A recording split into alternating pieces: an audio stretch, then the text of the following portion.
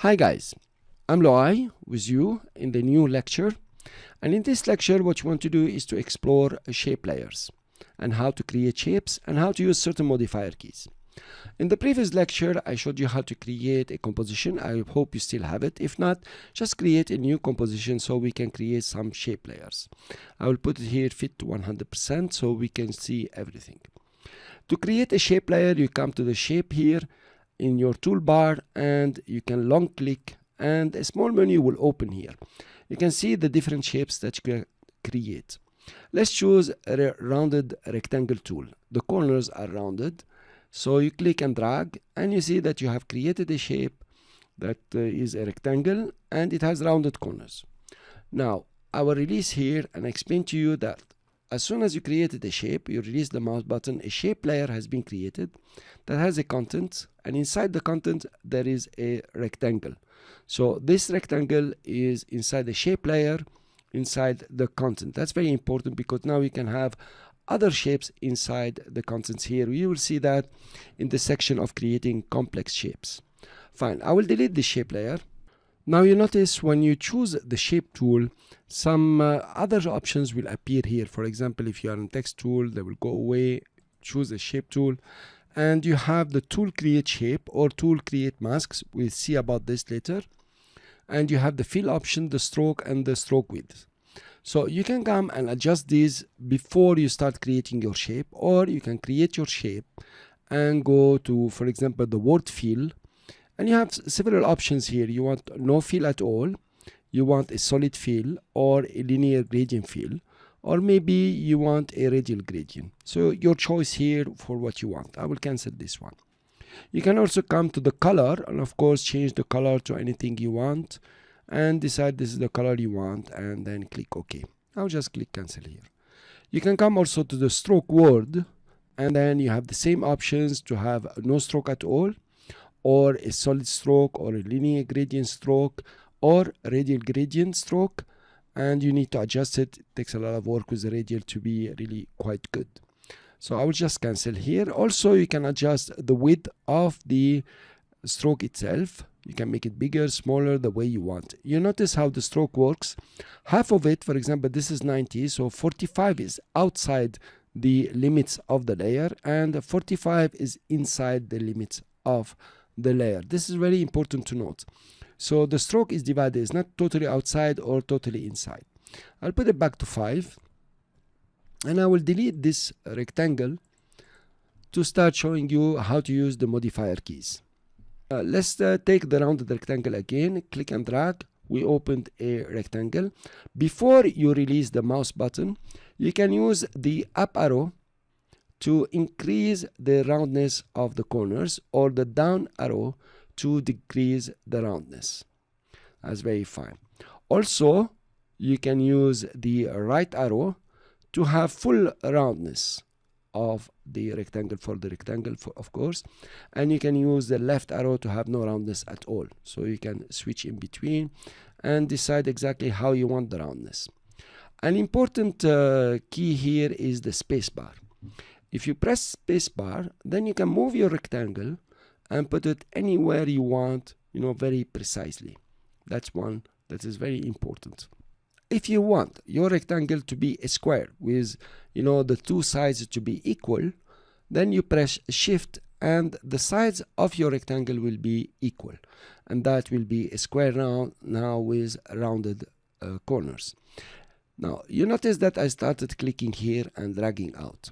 If I click and press Ctrl and drag out, the center of the rectangle will be my first click. You notice I clicked here, then I open.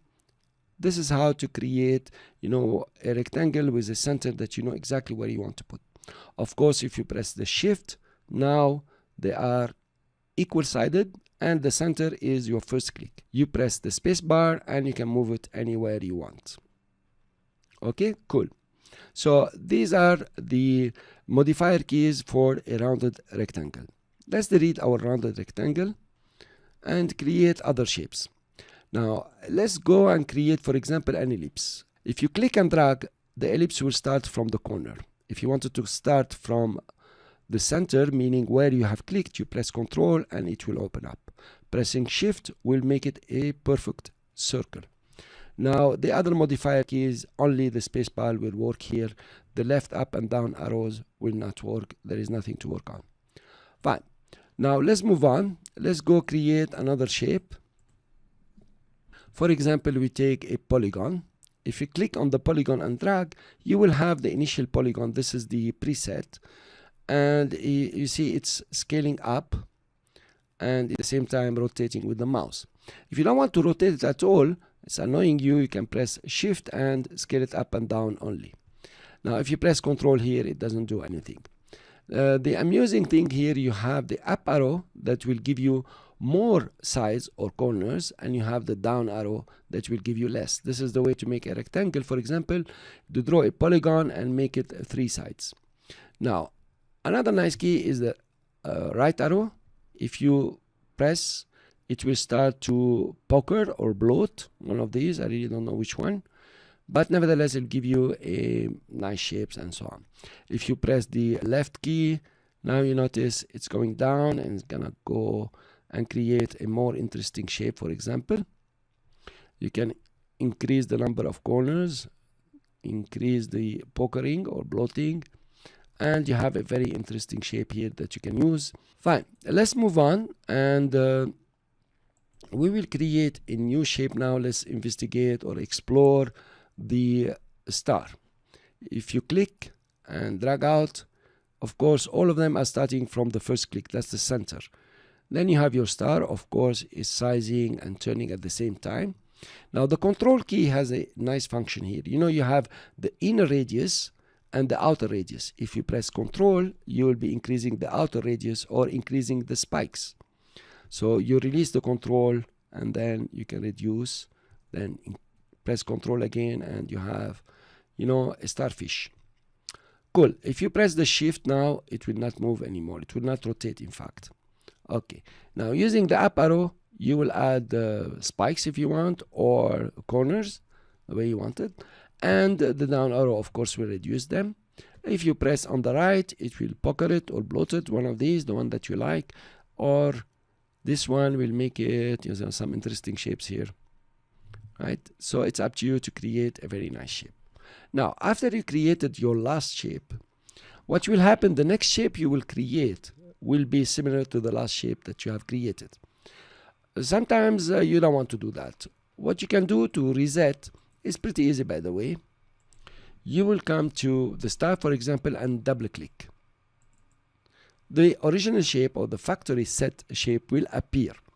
Now after that, every other star that you draw will be, you know, identical to this one, the original one.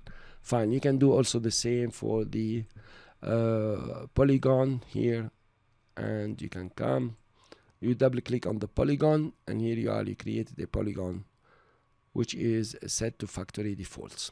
Fine. Let's delete all this. Now create a rectangle now, and I want you to notice about the anchor point. Click on the rectangle, click and drag. Here we are. Now you notice in the middle here you have this shape like a circle with some, you know, arrows coming out. This is the anchor point of the layer. If you select the layer, this is the anchor point of the layer. This anchor point is used to scale or to rotate. For example, if you take your rotation tool here, you can choose it from the menu or press W. You can come to your rectangle and rotate it. You can decide how to rotate. If you press shift, then it will, you know, snap to 45 degrees, which is pretty convenient, by the way, when you're doing animations. Okay, you can decide like, okay, I don't want that. I want to rotate around this corner here. So you'll take the pan behind tool and move it, you know, to any corner. Now, why it's snapping? Because I use the snapping, and you can snap it anywhere you want on the corner. If you don't use snapping, you can freely move it anywhere you want, and you can lose control also. Let's take snapping and put it on this corner. Cool.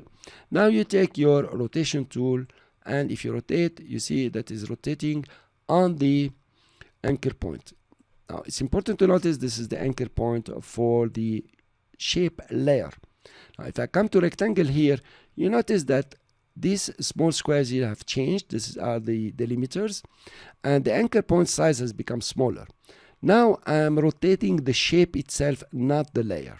Okay, if you have two shapes, you will notice the difference, but for now you will be rotating the shape. So when you have this white rectangles here, you'll be rotating the shape. When you have the blue rectangles out, you will be rotating the layer. If you come to the shape here, you can also change the anchor point. It's very nice. Let's put it here and decide to rotate it, for example, this way or the other way, anywhere you want. Now this is how to create shapes. It's very easy, very simple. It's not complicated, but there are very many modifier keys. What I would like you to do is to go to After Effects. I hope you're there already, and try to use the modifier keys, try to play around, create all the shapes that you want to create. It's very interesting that you learn how to create shapes the way you want. We are going to use text and shape to create animations. Thank you very much for listening. This is Loai with you, and I see you in the next lecture.